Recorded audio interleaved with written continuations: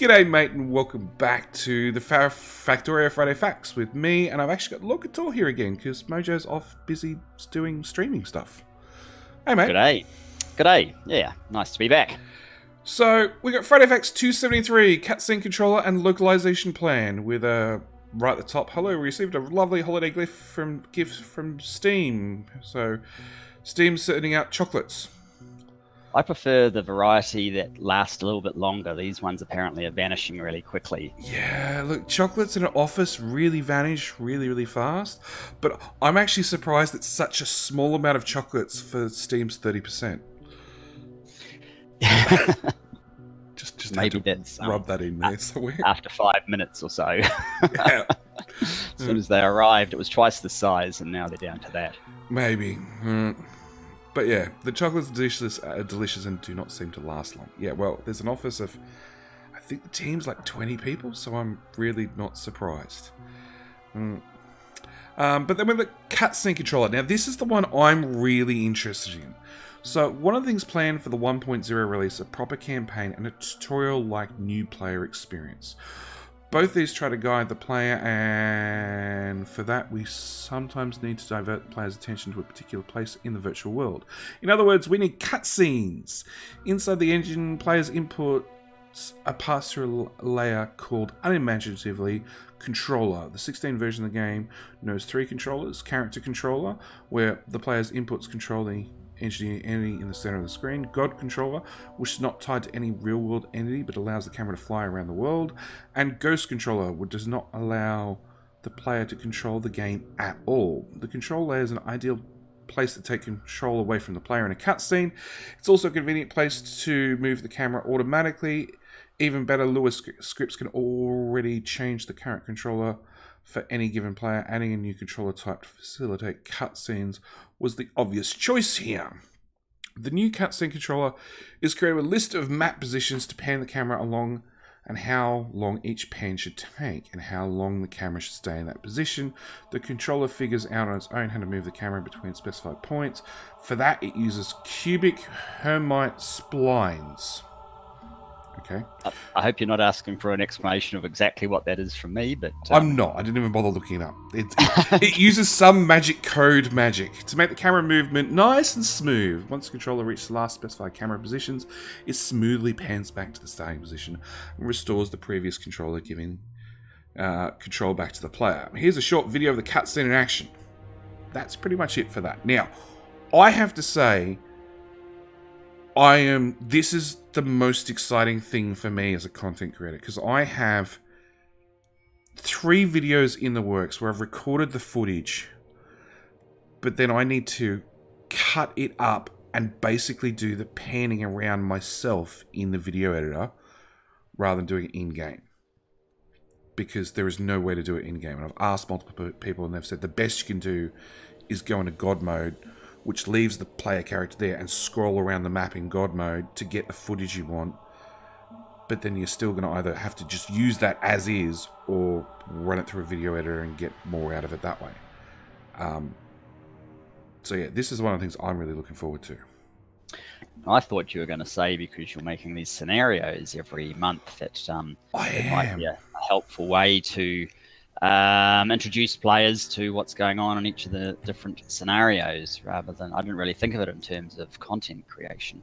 Yeah, look, it's scenarios, yes and no. It would be good when a new player joins to be able to run over the short bits, like, you know, in the case of the current community map where we've got to save Santa, you know, this is Santa's runway that we've built all over. This is Santa's artillery that we haven't done anything with because players can't interact with it.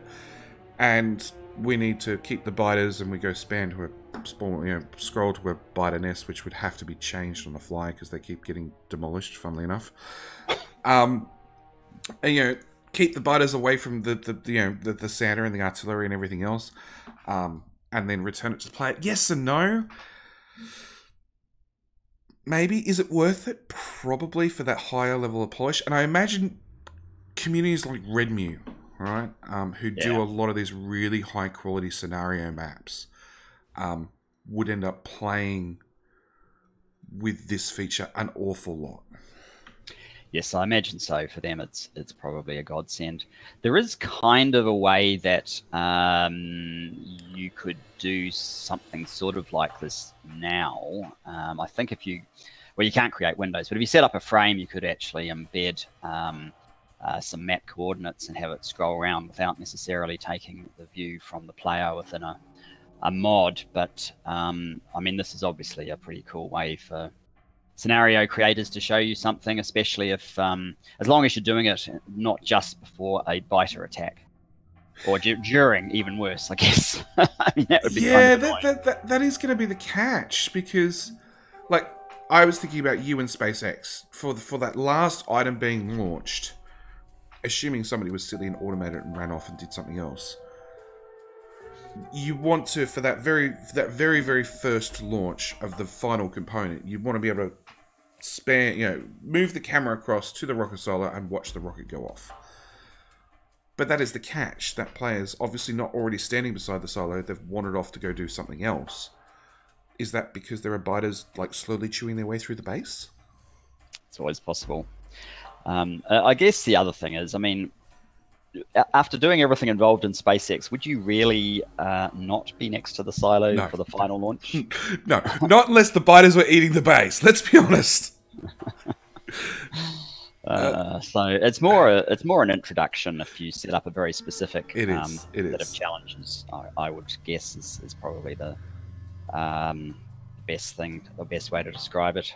Like I said, I'm looking forward to it. I've got a couple of. I've really been trying to do a Factorio trailer, like the original trailer, showing off the spaghetti and the way Factorio works. And this base has a certain amount of green circuits, copper, blue circuits, and red circuits, going down this sideways bus thing. And that's the sort of stuff I really want to show off. But short of using a GOG controller, which... yeah, it requires a lot of editing after the fact. It's really, really hard to do. So yeah, this is another thing I'm looking forward to. That and the whole new player experience. That's what I really want to play. This thing could actually also be pretty useful for like introduction videos for new series and so on, just to sort of highlight different aspects of the things that you're playing with, or anything that's specific about your series. I could see quite a lot of uses, actually. Well, it's funny enough. Nilaus does a trailer for every series he's going to do. And the trailers are about 3 minutes long, and he also uses it as an ad break, when he's streaming and that sort of stuff. And I really, really like the idea. And you're right, to be able to do a quick cutscene, using some of that cutscene action to do a introduction to a map, for a trailer, for a video, I can really see that being helpful. I've just noticed he's got this cutscene controller has barrels on a belt.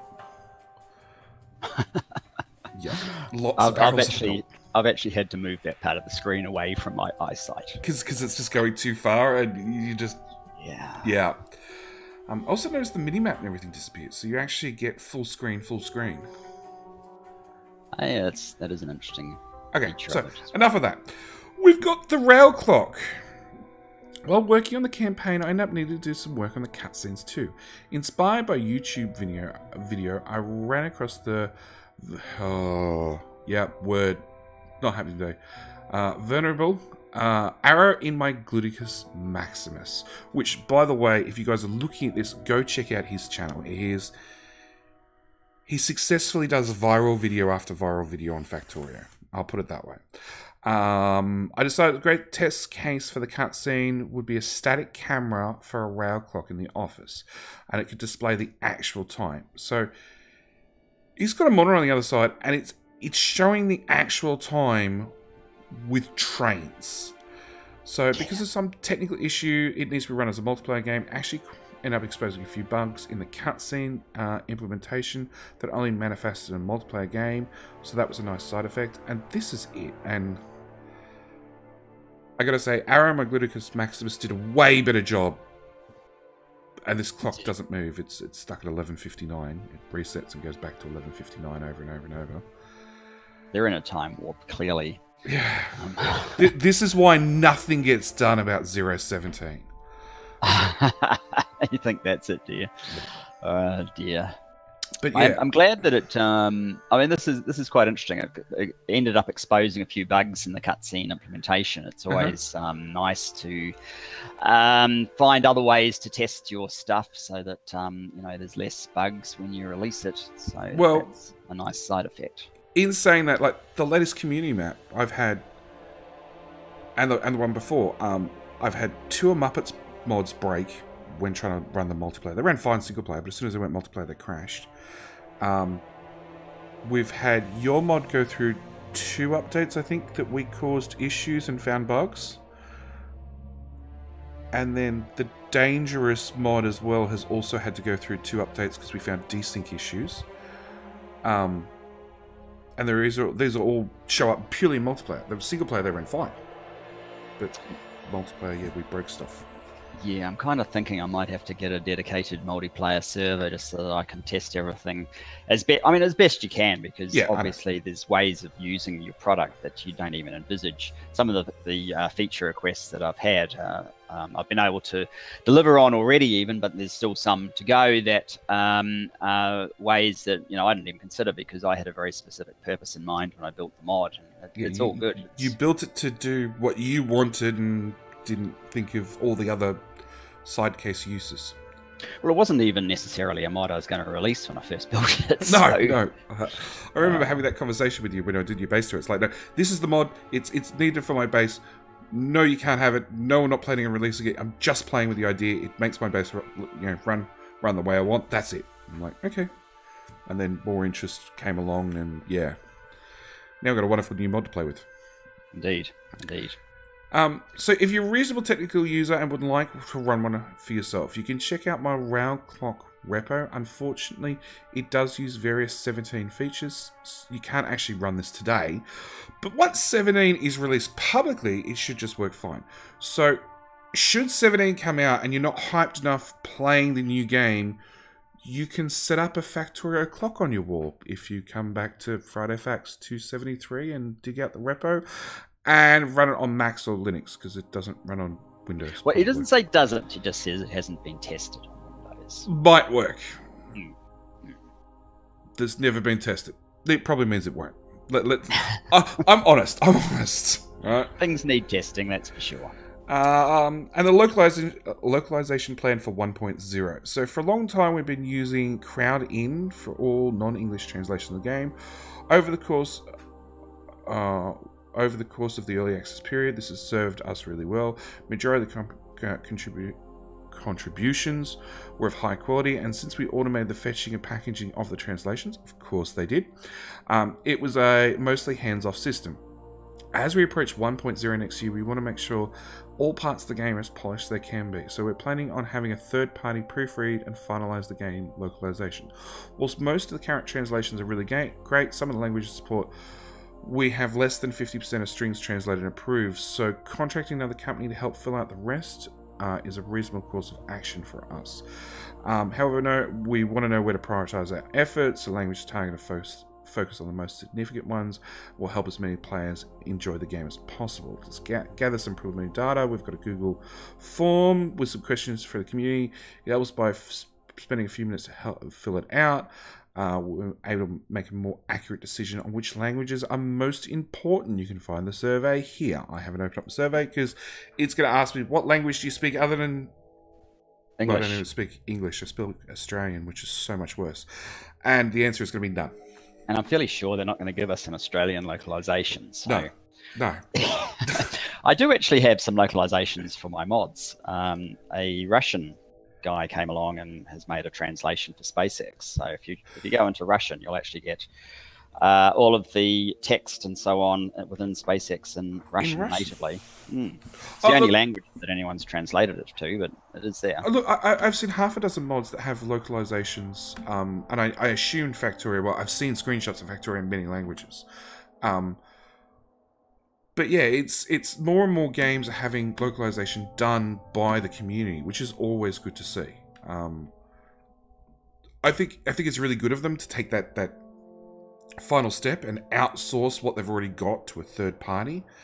Well, it's just going to be more professional, I guess, if a translation company actually is involved in it rather than just interested members of the community. Because it's amazing how uninterested some of the members of the community potentially are. I sort of reached out to the German community a little bit if they wanted to do a localization for SpaceX, but I guess they all speak English so well that none of them were particularly interested, so they got nowhere. But that's fine. I have a German translation actually to my manual for the train controller. But, oh, there you go. I guess it just depends what people find important. No, I would recommend Sino, who's another YouTuber who's German, as far as I think. I'm pretty sure he's German. Who does most of his videos in English. But yeah, look, I've seen a lot of games go through the translation and localization steps, and I don't know, it's a catch-22. When you hand it out to a third party, they don't play the game. So that's always one of the issues with translating something that you're not actually looking at, because sometimes the word has an exact translation, but in context it should be a slightly different word, and that's something I've heard people complain about because, yeah, like I said, I speak Australian, and sometimes I manage to get some English done as well, but yeah, not often. Oh, of course, if you use Google Translate, that's probably the worst example of getting words that look like they've translated correctly, but in the context they really haven't conveyed the meaning particularly well. Google Translate is great for a last-ditch effort, and we all know that, and we all accept that, and unfortunately some people swear by it, and I have seen people taking whole paragraphs from games in English, whacking to Google Translate, and then pasting it back, and I'm like, the devs could do that themselves. Yeah, exactly. Wanted to take the extra step and actually have correct localization, so on and so forth. Yeah, I'm sure that people who actually would prefer to use it in their native language would definitely prefer a job done by, what's the name of the company again, whoever they've directed it to, is bound to be more meaningful and readable than like a quick Google Translate cut and paste. Yeah, they haven't mentioned who they're going to use, and honestly, I wouldn't even know where to start. No, likewise. That's way outside my realm of expertise. Oh, they're actually asking for companies which you'd recommend. Yep. All right, so I think that covers this Friday Facts. You know, we've got a pretty clock. We've got some pictures of the office. Oh, actually, what's that picture say? Screw it. Come on. We've got some chocolates that make us all want to think of food and Christmas time. I haven't even had breakfast yet. It's 10:30 in the morning. I haven't even had breakfast. I can't read what's on the whiteboard. That's horrible. No, I can't read what's on the whiteboard. I've zoomed right the way and I still can't read it. I'm wondering why there's eyes on the table. That's the only thing that's got me really curious. Someone's watching you. There's eyes and a razor sticker. Yeah. But their table's way cleaner than mine is. Alright. I think we're going to leave it there with pictures of chocolate. Thank you guys for tuning in. Do hope you've enjoyed. And we'll see you in the next one. See you later.